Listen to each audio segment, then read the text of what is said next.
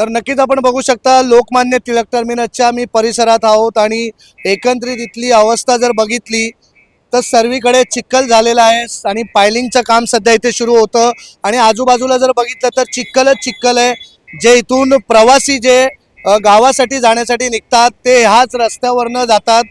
प्रवासी असतील स्थानिक लोक असतील तर आपण बघू शकता या चिखलामुळे कोणालाच इथून जाता येत नाहीये, कारण की चिखलाची घाण कुठेतरी इथे पसरलेली आपल्याला बघायला भेटते। चारी बाजूला मी दाखवतोय चिखलच चिखल झालेला आहे। एकंदरीत अशामध्ये आपण बघू शकता सर्वीकडेच चिखल सध्या मोठ्या प्रमाणात आपल्याला बघायला भेटतं। एकंदरीत पायलिंग केली जाते पण त्याला स्वच्छ का केलं जात नाही। जर काही झालं इथे बाईक जातात, गाड्या जातात आणि अशामध्ये जर एखादा कोण व्यक्ती पडला, जर त्याला दुखापत झाली तर त्याला सर्वस्वी जबाबदार कोण? एकंदरीत असा प्रश्न कुठेतरी उभा राहतोय।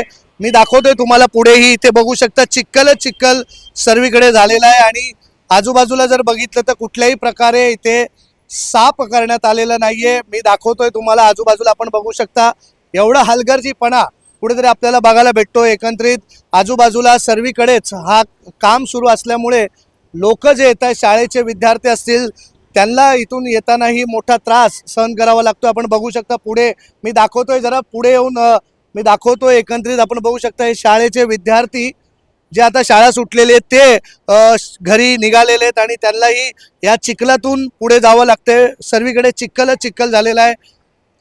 आपण बघू शकता हा लहान मुलगा आहे जो शाळेतून आता घरी चाललेला आहे आणि त्यालाही या चिखलातूनच वाट काढून जावं लागते। अशामध्ये कुठल्याही प्रकारे आपण बाजूलाही बघू शकता रस्ता नसल्यामुळे लोकांना दुविधा झालेली की आम्ही जाऊ तरी कुठून जाऊ, रस्ता नाहीये। चिखलातून आपण बघू शकता ही महिला आणि जो विद्यार्थी आहे तो इथून या चिखलातून त्याला जावं लागते, लोकांना चिखलातून जावं लागते। पण अशामध्ये एवढी हलगर्जीपणा का केलं जातंय, का इथे एकंदरीत स्वच्छ केलं जात नाही? काम झाल्यानंतर अशा प्रकारे ह्या चिखलच चिखल सर्वीकडे ठेवण्यात आलेला आहे पण हा चिखल कुठेतरी साफ करण्यात येत नाही। जर जो दुचाकी सवार आहे तो इथून जात असेल, जर दुचाकी सवार पडला, जर त्याला काय झालं तर याला जबाबदार कोण असेल? एकंदरीत हा प्रश्न कुठेतरी निर्माण होतोय।